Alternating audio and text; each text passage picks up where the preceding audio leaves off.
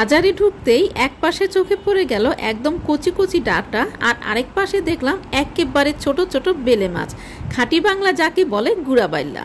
তাহলে এবার আপনারাই বলেন, ডাঁটা আর গুড়াবাইল্লা চচ্চড়ি থেকে কি লোভ সামলানো যায়? আমার প্রিয় ভিউয়ার্স, আসসালামু আলাইকুম। কেমন আছেন আপনারা সবাই? আশা করি মহান আল্লাহ তাআলার রহমতে আপনারা সবাই ভালো আছেন।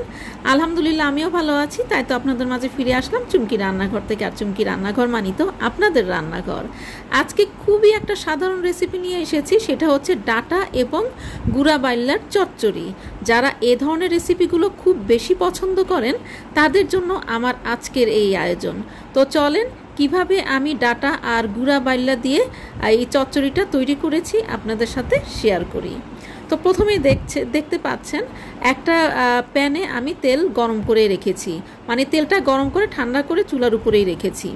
এরপরে এখানে হলুদের গুঁড়া, জিরা, ধনের গুঁড়া আর লবণ দিয়ে দিয়েছি, আর দিয়ে দিলাম আধা কাপ পরিমাণ পেঁয়াজ কুচানো। এখানে একটু পেঁয়াজ কুচানোটা বেশিই লাগবে, কারণ আমি এখানে কোনো বাটা পেঁয়াজ ব্যবহার করব না। আর চচ্চড়িতে কিন্তু কুচানো পেঁয়াজটাই বেশি ব্যবহার করা হয়, আর খেতেও কিন্তু ভীষণ মজার হয়। আর এখানে আমি নিয়েছি মানে পরিমাণ মতো মরিচ বাটা। আমি যতটুকু ঝাল খাবো ঠিক ততটুকুই নিয়েছি। আপনারা যদি কম বেশি খান তাহলে একটু কম বেশি করে নেবেন। এবারে আমি এখানে লম্বা লম্বা করে ডাঁটা কেটে নিয়েছি, ঠিক একইভাবে লম্বা লম্বা করে আলুও কেটে নিয়েছি। এবার মনের মাধুরী মিশিয়ে এটাকে কচলে কচলে মেখে নিতে হবে, যেন ডাঁটা এবং আলুটা আর পেঁয়াজ একদম সফট হয়ে আসে আর একটু পানি ছেড়ে দেয়। তো দেখতেই পাচ্ছেন।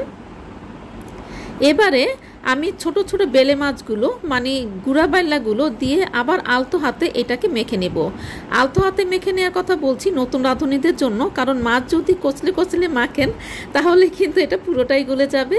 এবারে হাত ধোয়া পানিটা দিয়ে দিচ্ছি, যে পানিটার মধ্যে নাকি স্বাদ লুকিয়ে থাকে। তো সেই স্বাদটা দেওয়ারই চেষ্টা করছি। তো আমার হাত ধোয়া পানিটা দেয়া হয়ে গিয়েছে। তো এবারে এটাকে আমি চারদিক দিয়ে যে মশলাগুলো লেগেছিল সেগুলো একটা স্প্যাচুলা দিয়ে আমি এটাকে ছাড়িয়ে নিলাম। ছাড়িয়ে নেওয়ার পরে আমি কিন্তু এই কাজটা করছি, এখনও কিন্তু চুলাটা জ্বালাইনি। এবার ঢাকা দিয়ে চুলাটা জ্বালিয়ে দিব এবং হাই হিটে এটাকে জাল করব। জাল করার পরে এই যে ঢাকনাটা উঠিয়ে নিলাম। হাই হিটে জাল না করলে কিন্তু মাছের যে একটা আষ্টে গন্ধ সেটা কিন্তু থেকে যায়। এরপরে একটু নেড়ে চেড়ে আবারও ঢাকা দিয়ে দিলাম। ঢাকা দিয়ে দেওয়ার পরে যখন ঝোলটা একটু মাখা ভাব চলে আসবে তখন আমি আবার ঢাকনাটা উঠিয়ে নিব। এবারে কিন্তু আমি হিটটা রেখেছি মিডিয়াম হিটে রেখেছি। এবারে ঢাকনাটা উঠিয়ে নিলাম। আর এই যে দেখতেই পাচ্ছেন মশলাটা, মানে ঝোলটা কিন্তু আমি যেমন একটু মাখা মাখা চাচ্ছিলাম ঠিক সেরকমই চলে এসেছে। আর অনেকে কিন্তু চচ্চড়িটা একটু শুকনা পছন্দ করেন, আর তাহলে তারা একটু শুকিয়ে নেবেন। তবে এরকম যে একটু ঝোল, সেই ঝোলটা দিয়ে সাদা ভাত খেতে কী যে মজার, আপনারা যারা খাবেন তারাই বুঝবেন। এরপর আমি মনের মাধুরী মিশিয়ে এখানে আমি কাঁচামরিচ ছড়িয়ে 1 মিনিটের মতো আমি এটাকে লো হিটে রেখেছি। তারপরে আবার ঢাকনাটা উঠিয়ে নিলাম। এবারে আমি 2টো লেবু পাতা নিয়েছি। এই লেবু পাতাটা অপশনাল, আপনাদের যদি হাতের কাছে থাকে তাহলে দিয়ে দিবেন, আর যদি না থাকে না দিলেও কোনো সমস্যা নেই। আমার হাতের কাছে ছিল, এই জন্য আমি দিয়ে দিয়েছি। এরপরে চুলাটা কিন্তু আমি এখন বন্ধ করে দিয়েছি। তো হিটেই কিন্তু মাছটা হচ্ছে, আর এই হিটেই কিন্তু আমি লেবুটা দিয়ে দিয়েছি, লেবু পাতাটা। আর লেবু পাতাটা যদি আমি সেদ্ধ করি তাহলে কিন্তু এর তেতো ভাবটা বের হয়ে যাবে আর ফ্লেভারটা নষ্ট হয়ে যাবে। তো এখন আমি এই যে 10 মিনিট স্ট্যান্ডিং টাইমে রেখে এটাকে আপনাদের জন্য পরিবেশন করে দিচ্ছি।